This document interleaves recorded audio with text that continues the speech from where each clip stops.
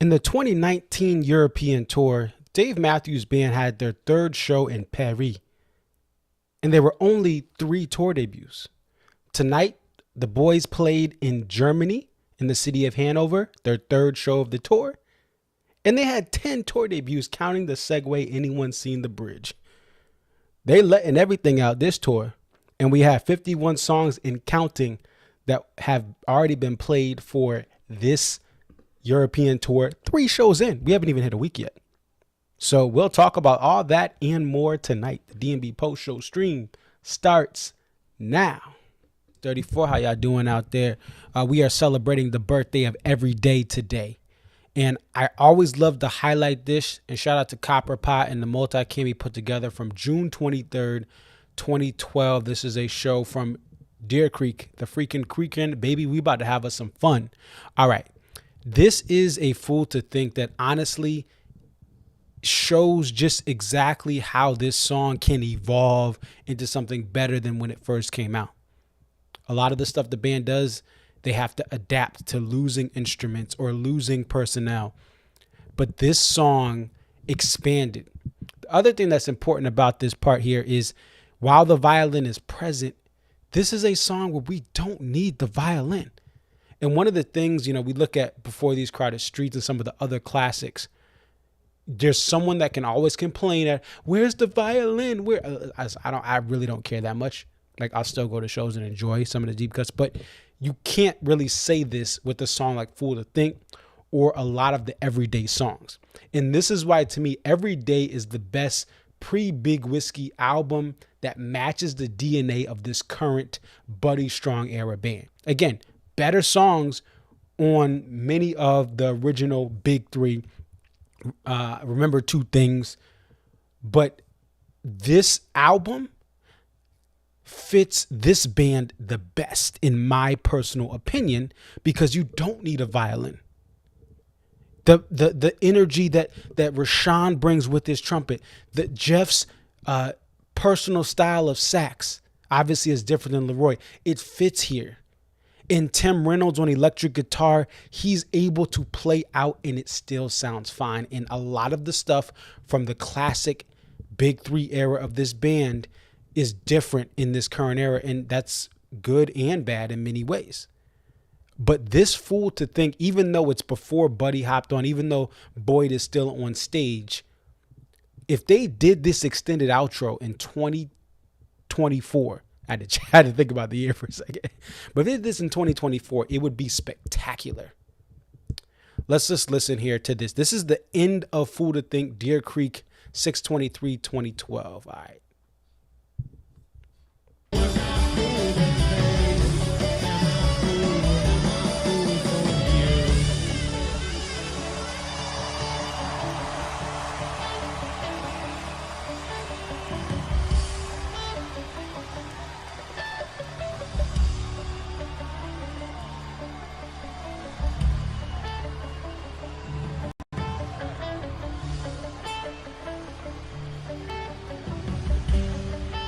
One thing you'll hear me complain about all the time with this current band is dynamics.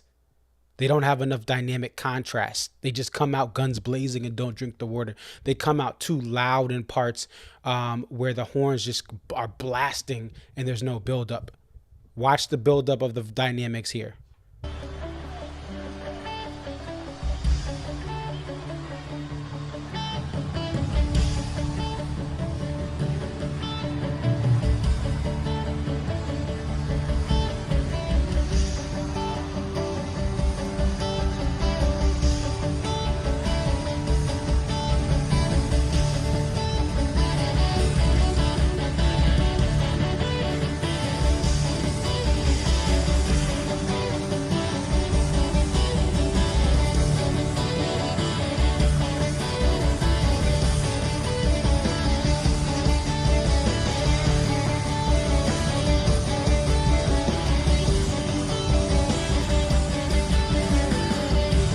Another thing to point out with this, you can actually hear Dave's guitar. One of my biggest frustrations with the full band, you can't hear Dave Matthews' guitar on buildups.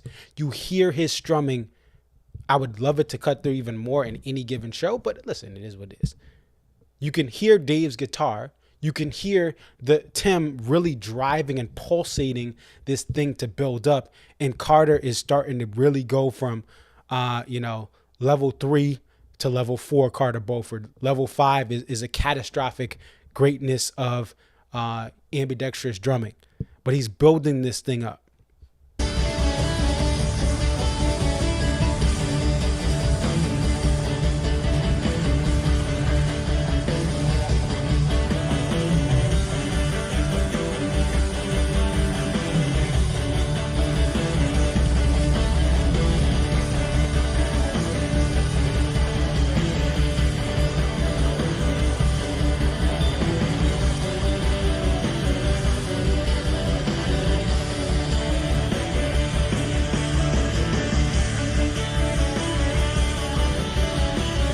What else do you notice that is present? You don't have Rashawn going 3 miles over the Sears Tower in the treble clef. When you have the horns in this mid-level, not higher up, and you let everything else build over it, and there's not a need for the trumpet to be like, hey, I'm the loudest person in the room. This is perfect post-Roy DMB.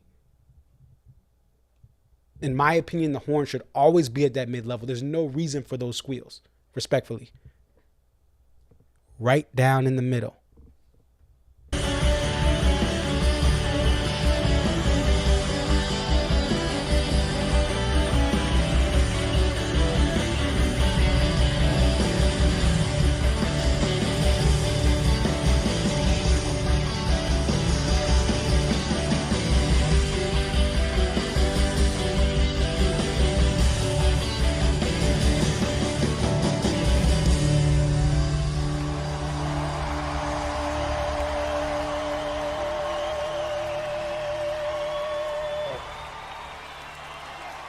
And scene.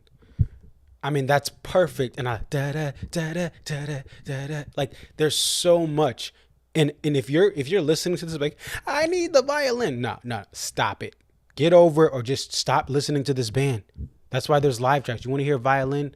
Go listen to a live track. Listen, I would love a violin with this band. They're working with the current staff they have, and we have to respect that. And respecting that, this is a great example. This is a phenomenal example of what this band can do without the need of a violin, with Buddy Strong adding in another layer, with the horns perfectly where they need to be, with Dave's guitar being heard, and Tim can be Tim. He can rock it out and it sounds great, and that is what makes Everyday great. You have dynamic buildups. You have the ability for an electric guitar to fit in seamlessly, but still not overpower everything. And you have some fun, catchy songs. I don't care. I know it was received a certain way back in 2001 when it came out, and I understand why. Like, I was, not listening to DMB. I was listening to Jay-Z and to Linkin Park and to, Lil Wayne and the Hot Boys back in the day. But I understand why people may have not liked it in the context of why. But now, with time, this thing has aged very well. It's aged like fine wine, in my opinion, for this version of the band to add in some stuff. And I would not be a fool to think they can add in this same kind of extended outro in 2024, and people are gonna love it. All right, I would not be crazy to think that something like this in 2024 would make people so excited to go to shows, like we saw SPAC Night 1 and Deer Creek Night 1, and these special, spontaneous, powerful moments, or even things that were brought back. Maybe not as spontaneous, but as executed to bring something back that's special, like ABI. And have a set game plan and run that play and throw us all off because Dave's on a baritone and Buddy's doing a piano intro we never would have expected. This is what I would love to see, and this is what I love about this current era, this post-Roy era. Obviously, we're in the Buddy era, but there's still so many great things, and there's still space to grow, and there you go. Fool to think, extended outro. Happy birthday, every day. 34, how y'all doing out there? We are celebrating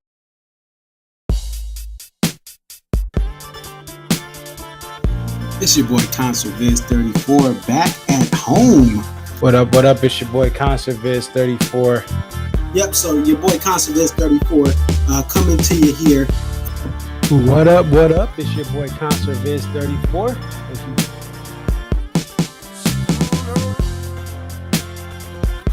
Aria. Okay, so this is Aria, and just tell us a little bit about yourself and about your love for the Dave Matthews Band. I've been a fan of the band since April 28, 1998, and if you recognize the date, that's when Before These Crowded Streets was released. Alpine is definitely a better venue than Summerfest, but we'll take it. I think I've been going to shows for about 20-something years. I always tell people, like, compare DMB to now to when I first started. And I got started, in my opinion, I feel like I got started late. Like, I was at the very end of the band's prime. I feel like that 03 to 06 was like the end of the prime. 07, 08 was like, you know, we're at the very end. And then when Roy passed. But Dave really, this is the thing. Dave has put, where Sean has been assigned the quarterback of this team. He is the coach, the play caller. He designs the jams. Dave just shows up and plays whatever he's going to play.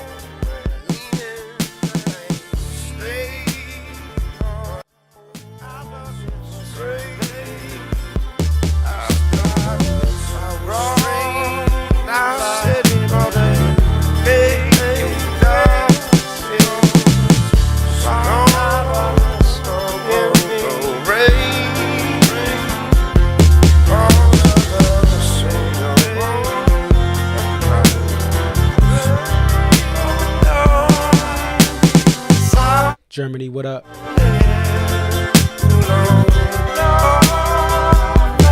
Hanover, what up?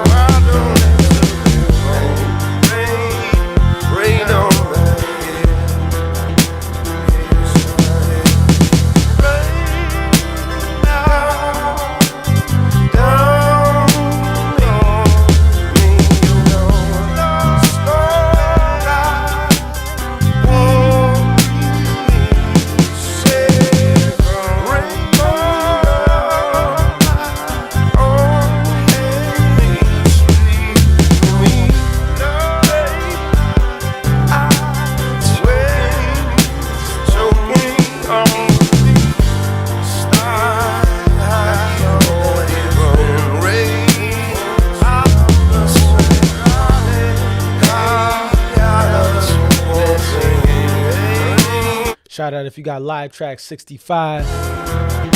Mansfield, what up?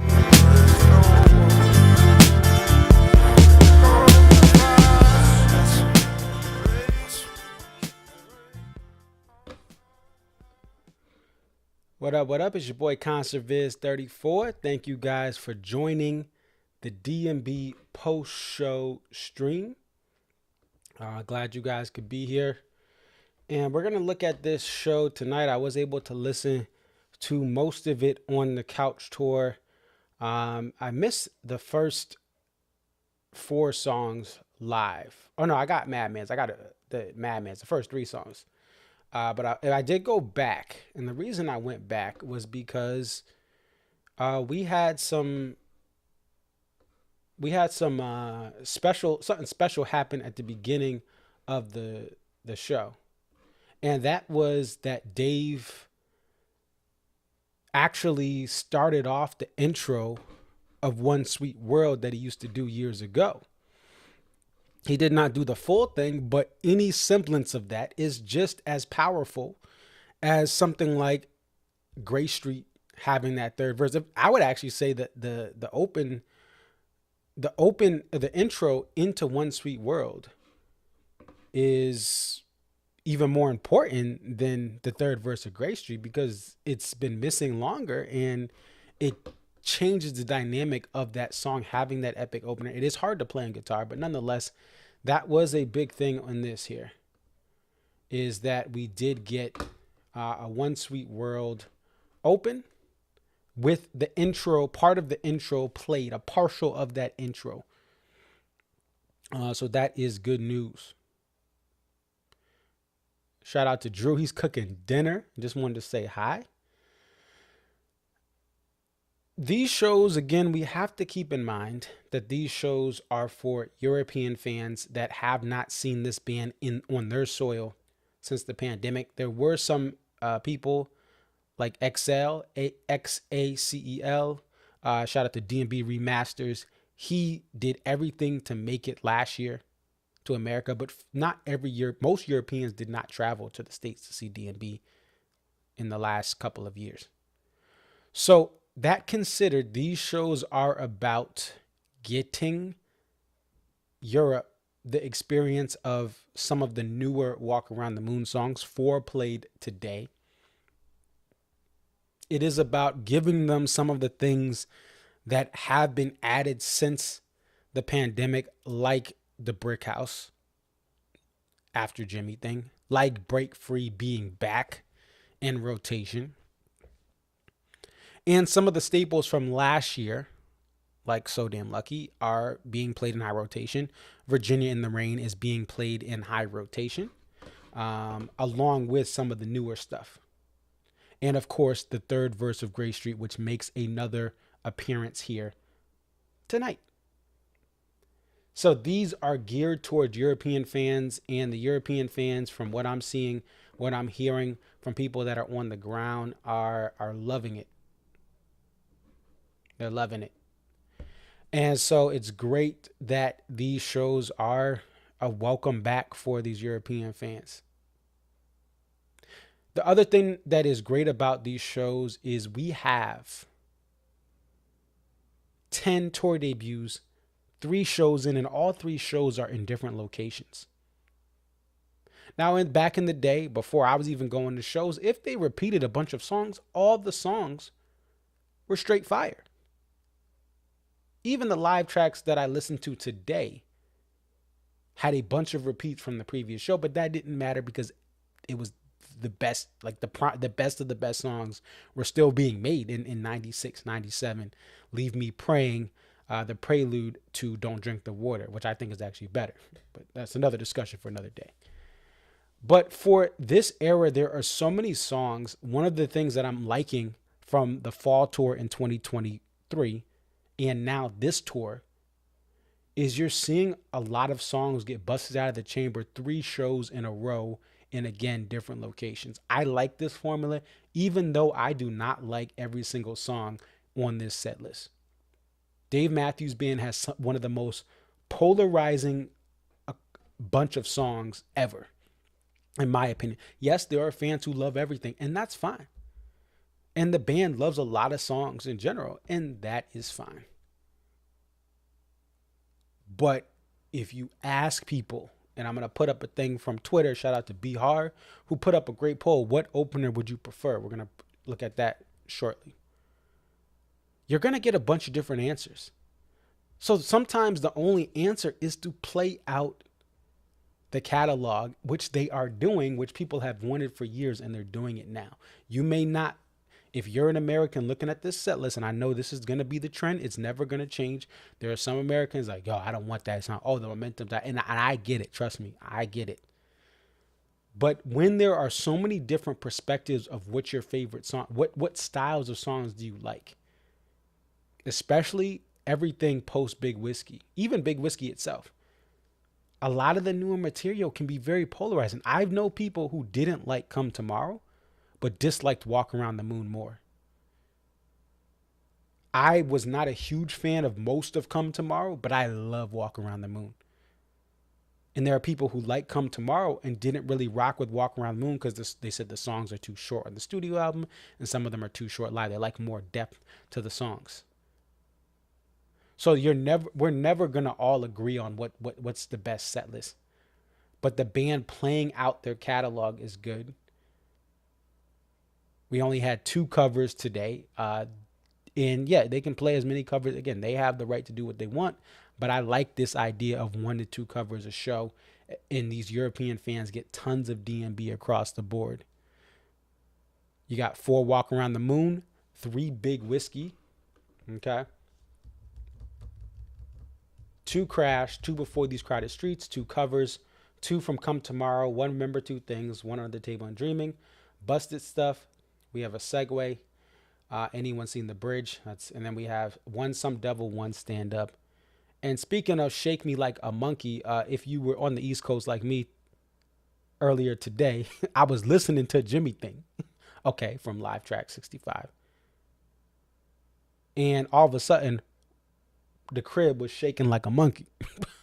And I'm like, bruh, I'd rather have it as an opener than a closer. I'm glad it didn't happen at 2 a.m. or 11:59. I would have been like, hey, yo, what's going on? Is this the apocalypse? But we're all okay over here. It appears everyone is okay. I hope everyone is okay further closer to the epicenter. But they play Shaking Like a Monkey. They played the Maze today. You and me, Shake Me Like a Monkey. And so you get both of those. Add in Can't Stop and a Jimmy Thing, and it's like the Concert Viz 34 play the songs he don't rock with tour. Anyway, that's fine with me because, again, these songs are liked by other people. It's okay if you like these songs. People are like, oh, how do you not like these? I can't believe you don't like it. Like, okay, it's so cool. If you don't like the songs, if you like the songs that I don't like, that's fine. A lot of my friends like songs I don't like. I'm not going to not rock with you because you like Can't Stop. I think you should have better taste. No, that's that. But this is cool. Great run of songs. Let's go ahead. I'm going to transition. You're going to get the full shot of me while I get the Twitter poll up here. So boom, I'm over here. Hi guys. And I'm going to set up this Twitter post. Shout out to Bihar who put it up. You can follow him Twitter B_HARR27. And I'm going to just zoom in here. So I know you guys can't see it, but I'm going to zoom in and see. All right. So we're going to transition back. Boom. Says, choose your opener preference from this mix. Again, follow him B_HAR27. One Sweet World. Let's zoom in a little more so you guys can see it, especially if y'all watching on your cell phone. Shout out to everyone watching me on the big screen TV. It's great to see some pictures people have sent me over the last 6 to 8 months of people watching this on the big screen or your 55-inch TV or larger. And so you have One Sweet World opener. One Sweet World, Pig, Seek Up, or The Stone. Now you obviously see the check mark next to The Stone. Y'all should already know that that's what I was going to pick.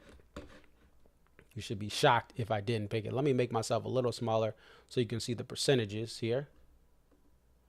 So right there you got 13.9 for One Sweet World, 21.9 for Pig, 27% for Seek Up, and then 37.2 for The Stone. One Sweet World with that intro that Dave does bumps it up. The regular One Sweet World by itself to me is it's not a bad song. It's just in this category of heavy hitters, it's probably at the bottom of my list. So I'd put that at 4th place. In this current era of the band, now in the prime of the band, Seek Up would be number 2. But in this era of the band, I think they do Stone and Pig better. Especially the intro part, which is hard. That is hard. It is hard. I got to give the band credit.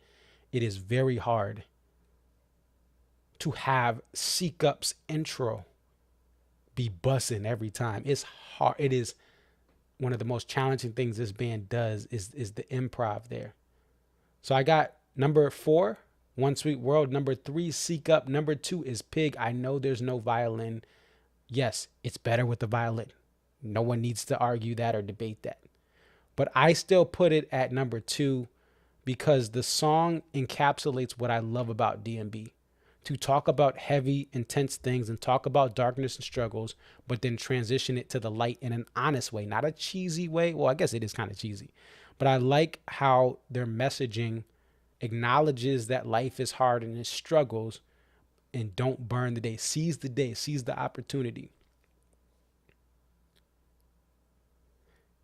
And then the Stone is just number one.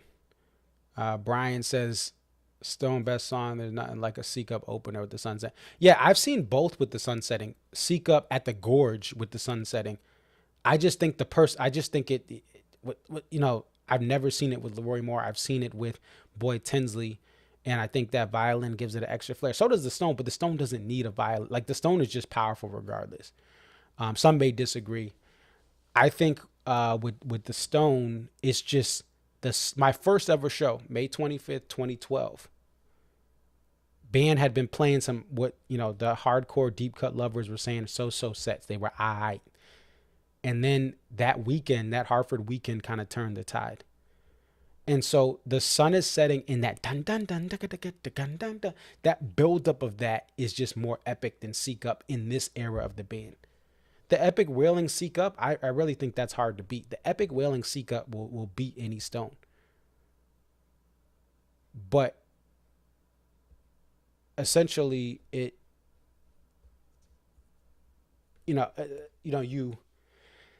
just think the Stone is a better thing right now, and it's more consistent. You can pick individual Seek Ups with Bela or that epic wailing one from SPAC. I believe that was 01. But I just think that the Stone's better overall. Any given Stone, it's hard for them to mess up. They can mess up the Stone as far as rhythm or tempo, but it's just epic. And SPAC Night 1, what did they open with? Everyone talks about, like, now you may have a show of your year, but for a lot of people, SPAC Night 1 was the show of the year.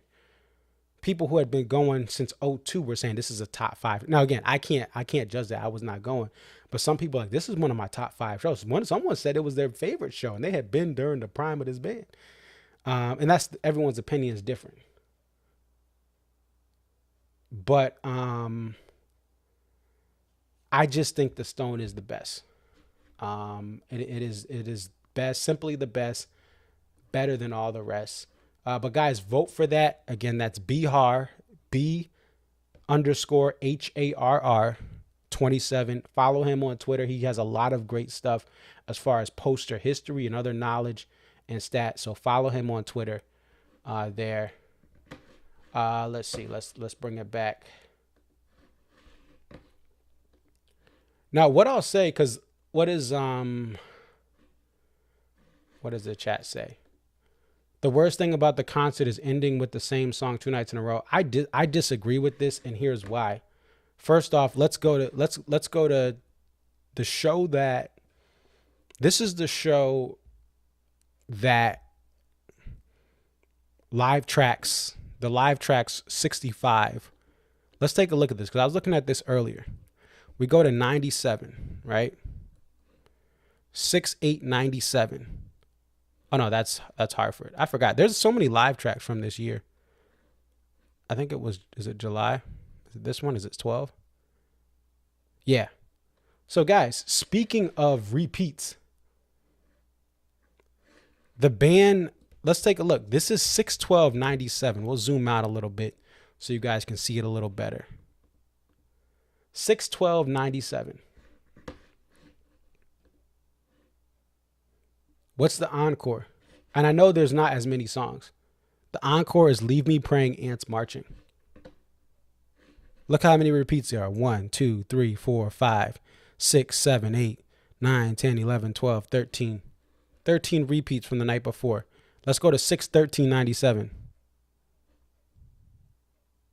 Leave Me Praying, Ants Marching. Right? So the encore doesn't matter. Like, yes, the encore may be the same 2 nights in a row, but would you rather have a worse encore? It's different, but it's worse. Would you, like, that's the dilemma you have. Now, yes, this is 97, but they still had a lot of songs. They just weren't playing them. The song the songs that they had at this time, they had plenty of unreleased songs they were hardly playing. Right? You could go to all the shows in 97 and you wouldn't hear the full album. Right? So you're saying they could have swapped Gray Street.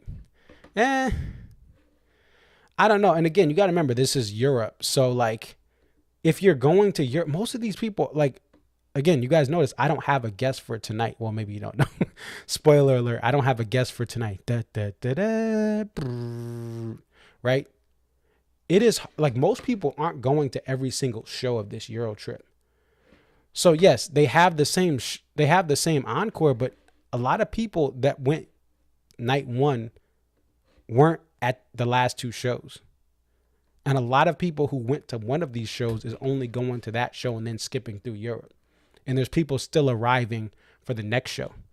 So understanding all that, right? That's what you're going to get in Europe. Like, I'd rather have Gray Street closed than Watchtower, right? There's not that many people that are going to every single show. So there are people that have been to every single show so far, right? And shout out to Darren. I reached out to him the other day. He's been to every single show.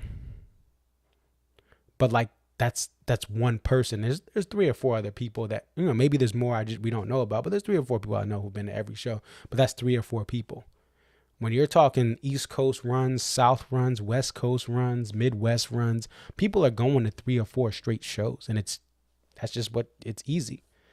But to go through to book travel and go through different countries, while the EU does have some ease of travel, it still is a lot, right? To go to multiple shows, have hotels, get rides, transit, although European public transit is there. So that is cool. Speaking of this show as well, another thing that happened was Dave did mention, around that Madman's Eyes period about the people that are running the show. He, essentially he doesn't like them or trust them. So he did mention that Madman's Eyes is taking various thought points and viewpoints. But one of his things is people who are leading this world. He doesn't. It was just a general statement. So there you have it. All right. So next up, what we're going to do is go to talk about just some interesting marketing by the Rock and Roll Hall of Fame. And I think most of you guys know the Rock and Roll Hall of Fame, a lot of this time period is to get clicks to their website, get exposure for the Rock Hall. And for local publications like I believe it's cleveland.com, they get the information on who's in the Rock Hall, and they'll be one of the first sources to kind of tell you who's in, who's nominated. They'll get updates. When does voting close? They actually changed the voting. They closed. It's closing earlier, so it'll be like probably I think it's to the 15th or something. I don't know. That's how you know I'm not paying as much attention to this voting. But for y'all who are voting, salute to y'all, right? But there is this post that was on my algorithm for Facebook. And let me just show you guys what that post looked like. All right. So it says, did you know Dave Matthews Band was the top highest grossing live music artist in North America in the 2000s and had 7 consecutive albums debuting at number 1?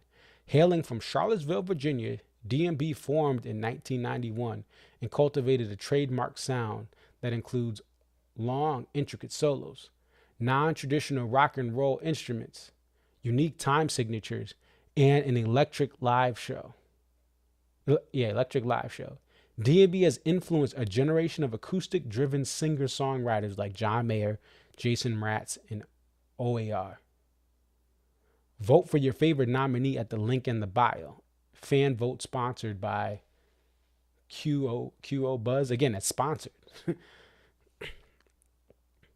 So here you have a post that is trying to tell people who, again, this came in my algorithm, probably because they know I'm talking about how I don't care about the Rock Hall, how hypocritical the Rock Hall is. But this came in my algorithm. I didn't search out for this. They're posting stats about this. And they don't care because they see that I'm going to see it. And guess what? I looked at it and I didn't click on the Rock and Roll Hall of Fame site. But they're trying to get people to click on these links to learn. And in those clicks, it's sponsored. And then those clicks get them ad revenue for their page. If they can get X amount of page hits per month around this time of year, more advertisers are going to advertise with them. But it's hilarious that this is what they're doing. Why is this hilarious? Because the reason that Dave Matthews Band is not in the Rock and Roll Hall of Fame has nothing to do with the fans who are voting and clicking that link. You know why? Because they won the fan vote the last time they were up. And guess what happened? They were the first ever group to win the fan vote, which equals one ballot, and not get in the Rock and Roll Hall of Fame. Every other, from the inception of the fan vote until DMB's turn came up, every other vote leader got into the Rock Hall, but DMB did not get in. So why are you trying to educate? Now, again, it's for clicks because people are going to click on this. But you're educating people on DMB, and the people picked DMB in first place again after being rejected, people being upset and having voter fatigue because they felt like their vote didn't matter. Right? Can you imagine if you had a town vote for something like a stadium proposal, and then all of a sudden the vote is overruled by politicians, and then the next time you have a stadium vote, the people still overwhelmingly turn out to vote and say no, and or for anything. This fan base was resilient in voting. And listen, I'm full disclosure. I think I haven't voted, but I think people who are good vote. Do that. But people are voting to levels where they're still number one. Now, here is what, let's even get even deeper into this. And you guys have already seen this, but we'll bust it out again. This is what the voters think of DMB. Let's get a little closer. Maybe the voters need to be educated on the impact of DMB and understand that's what you have to look at when you're talking about the Rock and Roll Hall of Fame. Right? That's what you have to look at. Mark, I didn't talk about the poster. That's going to be next. So this is voter number one. I've warmed to them over the years. There's something excessive about Dave's voice, more so than the band. He can have these historic runs. The Rock Hall hasn't done well by jam bands outside of the Grateful Dead. First of all, Dave Matthews Band is not a jam band. Jam bands' primary source of communication in their music at the live setting is the jam, not the lyrics. Yeah, there may be some things, the Grateful Dead, they'll have some stuff where people are singing different stuff. Right? But the biggest thing of a song is jams. It's not to minimize the talent of DMB's ability to jam, to change time signatures, to have different keys. But every time they play two-step, it's essentially the jam is in the same key. When Humphreys McGee plays a song like Day Nurse, or they play a song like Mantis, the jam can have a completely different tempo, theme, and melody. Or it transitions into something else, like another song. And they go back into Mantis to close out. And DMB does do that a little bit, but but for most of the tour, they're going to go into Brick House, Jimmy Thing, Brick House, and then go back into Jimmy Thing. Watchtower, then the interpolations of Zeppelin's Stairway to Heaven, and back into Watchtower. They never mix it up. But they're not a jam band. Now, they grew for a very long time, kind of, yes and no, longer than your standard pop act, but they've had 141 past 30 minutes. Every year, Fish has a song that hits 25, 30 minutes, if not longer. That's a jam band. But anyway, they do groove. They do groove. And he has a reputation of being a nice and good guy, which helps. Also, anything that's considered alternative rock or adjacent hasn't done well. I consider Dave Matthews to be in that area. It would be weird if they got in before other bands of their ilk. So now it's an initiation, it's a hazing, it's a country club. Oh, because other bands struggle to get in, we're not going to be the change and change the system. They have to suffer through it. Which is why I never joined a fraternity in college. I thought it was silly. Now, there's great networking in fraternities. Don't get me wrong, but why am I going to just do these silly things and initiate and all this stuff? No. Right? Outside of an honor society, that's different. I didn't join any other thing, like any real fraternity. Like, why do I have to go through the same thing? Just like baseball. Oh, you can't have 100% of the vote. Dude, it's Derek Jeter. Right? He's like, why can't he not have 100%? So it's like, I don't like that of voting. It's a country club environment, which I've said is hypocritical because Hollywood and in the movie industry is like, oh, we need to have equality and fight for justice. And then they do the same country club discrimination that they claim is in the world. It's laughable. It's laughable that the Hollywood and these musicians do the same thing. They have the same biases and they do what they want. If I didn't like a certain band, if it wasn't my cup of tea, but they had a record of influence, a record of talent and skill, maybe it's not the song I like, they're going to go, I would vote them in the Rock and Roll Hall of Fame because that's what you're supposed to do. Now, voter 2 says the B Team. They don't bug me, but they're boring to me. I know they mean a lot to people, particularly as a live act, but I don't get it. I have no ill will. It's just 2 thumbs down. Like, it doesn't make sense. It doesn't make sense at all that you're saying all this stuff like, oh, I just, Like, if it's a case of, well, these artists that are up against them have certain influence, right? If there's other acts, and I respect a lot of these other acts that are up there, but if that was the tone of their voting, that's one thing. But to just say they're this and that, and we know they have influence, but it's not my, like, that's not what it's about. It's about inducting the people who deserve to get in.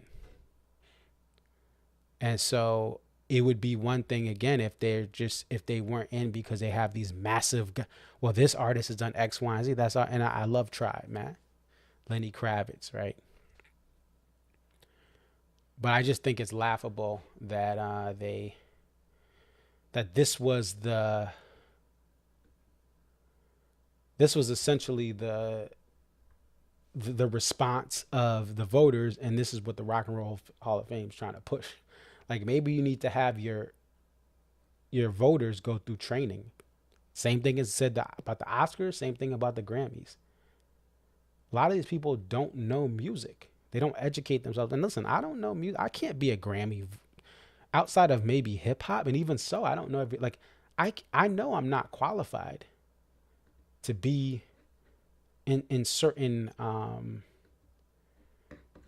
certain groups, but I'm not the one that's putting myself up there to vote. If you're in the industry, then you need to educate yourself and say, well, this is, or just listen. And again, maybe they vote for other people, but there can't be the fact that they don't get in at all. And other bands have gone through this, like Rush should have not taken as long as they did to get in. It should not have had taken as long for them to get in. And that's where I stand with this. And again, they get in, it's great. If they don't, I'm not going to lose sleep over it. But if they do get in, it'll be a great thing. It'll definitely be a great thing if they get in. But if they, again, this is a country club. And it's up to the people with bias and It's up to the country club members to decide who they want, right? All right, so let's go ahead and take a look at this poster. This is the poster for the Hanover show. I like this poster, and I think all these posters, first of all, they haven't had a methane. It seems like they're having European artists come in and do this thing. So I think it's great that they're doing that as well. But this poster is pretty cool. We're gonna get a larger view for you here in just a second.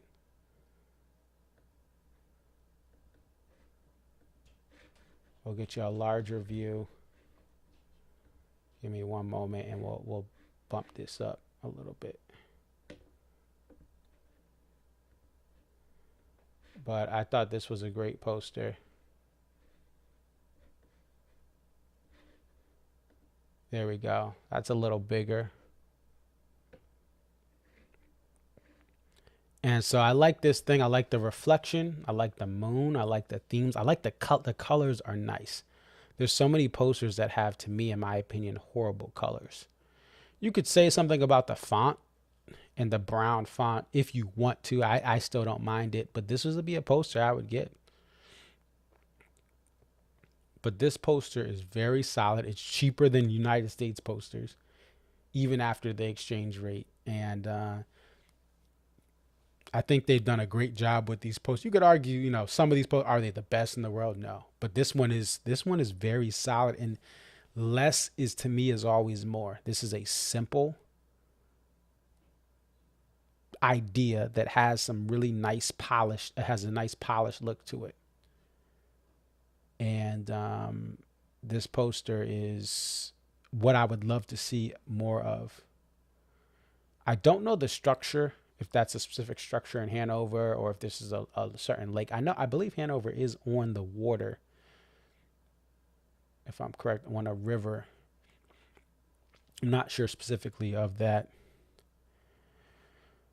But if you are in Europe, hey, there's some great posters you can bring back home, and the demand is not, so far, is not there. I wonder how the UK is going to do. I feel like the UK and Ireland may be higher demand, but they may also still not sell out. But that's okay. I think it's great, though, that they have these European artists, and that there is art being sold even overseas. They've had posters here as well, but it's great to see that continue, because I think that's important to continue to allow different people, and using this same format. If they do this in the States, instead of having 50 methane, and I get it, they have a lot of shows in the US, but it would be nice to have this type of thing, allow more independent artists to come in and to get this. So again, if you know someone who is in Europe, or if you're in Europe and want to come on the stream, I'd love to have you.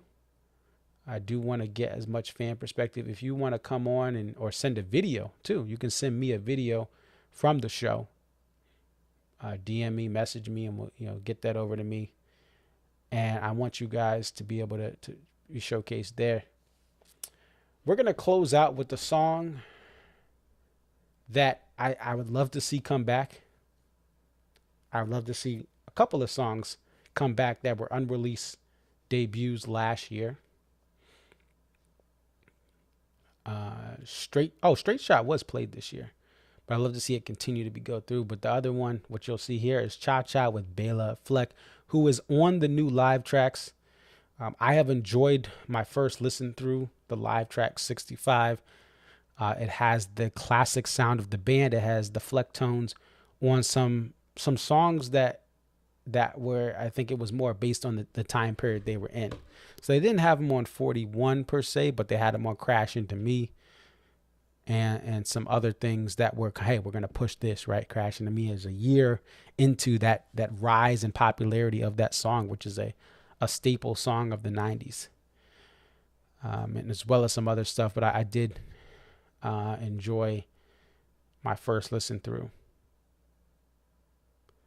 But thank you guys for watching D&B Post Show Stream. YouTube ConcertViz34, Instagram, Twitter, Facebook ConcertViz34. Let me know if you want to be on for a future European show or U.S. show as well. If you're going to stuff in the U.S., we want to have you on. We want to have your opinion. All opinions, all viewpoints are welcome as long as it's respectful. You're not doing anything crazy. Otherwise, we got to cut you off. We can't be having no crazy stuff on the stream. Well, thank you guys for watching. And without further ado, cha-cha.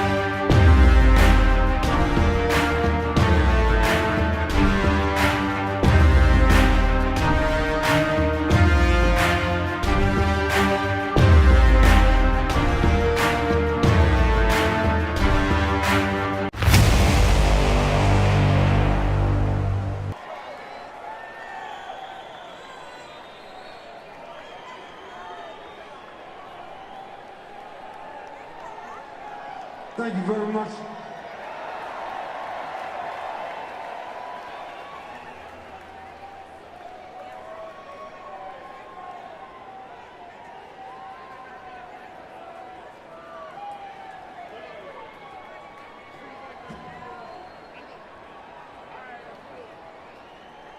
Thank you very much.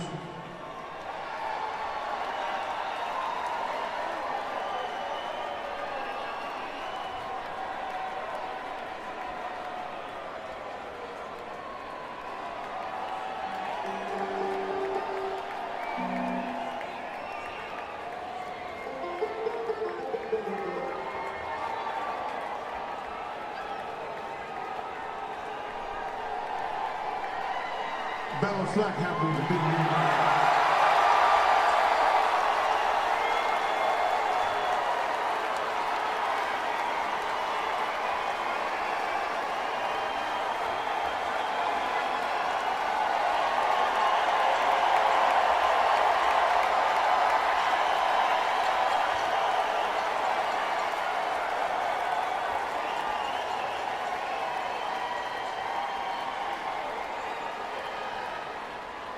So we thought the best thing to do would be to start off by playing a song that